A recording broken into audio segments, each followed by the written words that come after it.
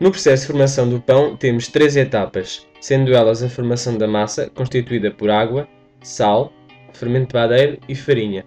A farinha pode variar, podendo ser farinha integral ou farinha normal, com fermento ou sem fermento, dependendo do pão que queremos fazer.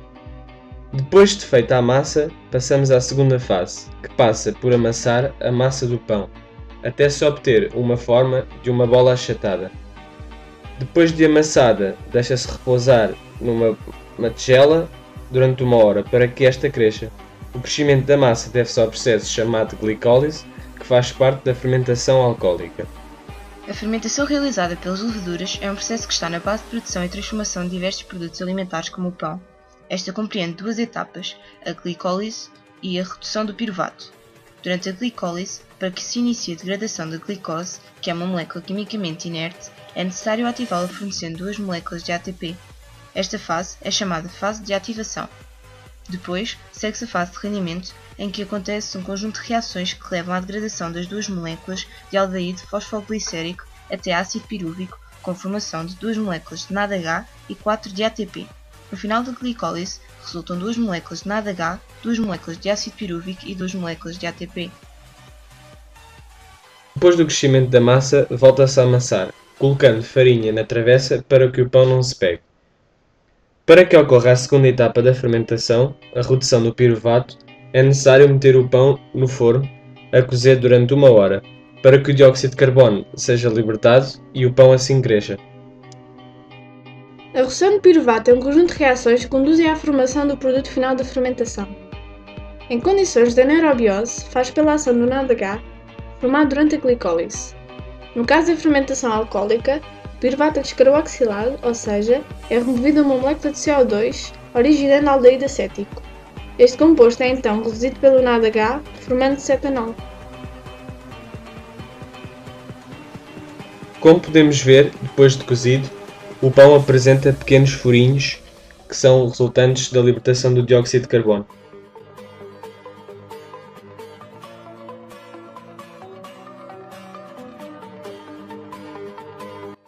Num primeiro passo foram colocados em gobelés de vidro de 200 cm3 cada, aproximadamente 100 cm3 de leite gordo pasteurizado. De seguida adicionou-se apenas aos gobelés que não eram redondos uma colher de chá de iogurte natural, o inócuo, procedendo de seguida à sua mistura.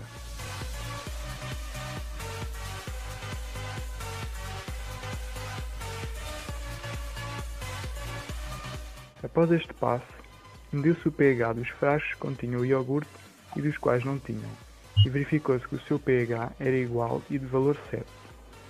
Visto que o passo seguinte do procedimento envolvia algum tempo de espera para a obtenção de iogurte, cobriu-se os gobelés com folha de alumínio para evitar a entrada de bactérias no seu interior.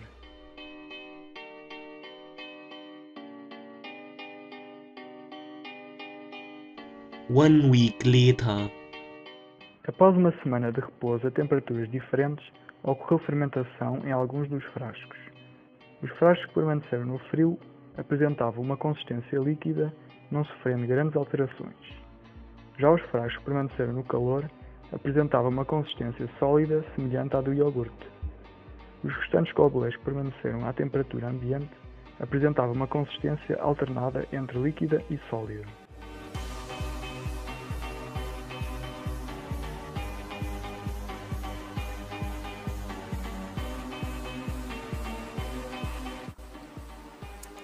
Após a glicose, o ácido pirúvico é reduzido ao combinar-se com os hidrogénios transportados pelo NADH, originando-se ácido lático C3H6O3. Neste tipo de fermentação, não há libertação de dióxido de carbono, sendo o ácido pirúvico diretamente reduzido a ácido lático. O fabrico de iogurte ou queijo depende deste tipo de fermentação. Após a observação da consistência, procedeu-se à obtenção de pequenas amostras de leite para tubos de ensaio para posterior análise do pH.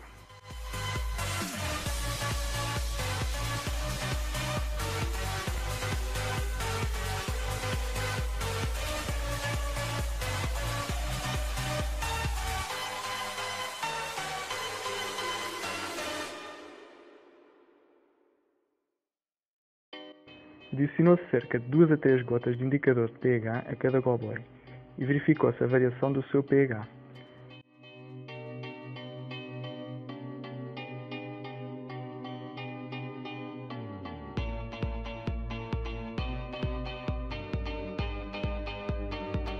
Os resultados obtidos na determinação do pH foram os seguintes.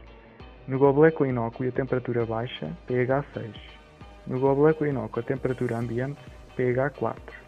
No gobelé com inóculo a temperatura alta, pH 6,5. Nas restantes amostras de gobelés sem inóculo, os resultados foram os seguintes. A amostra exposta a temperatura baixa apresentava pH 5,5, enquanto que as restantes apresentavam pH 4.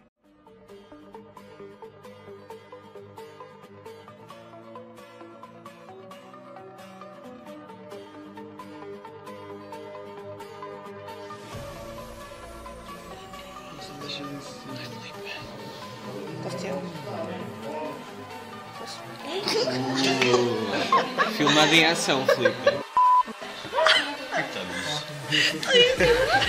Este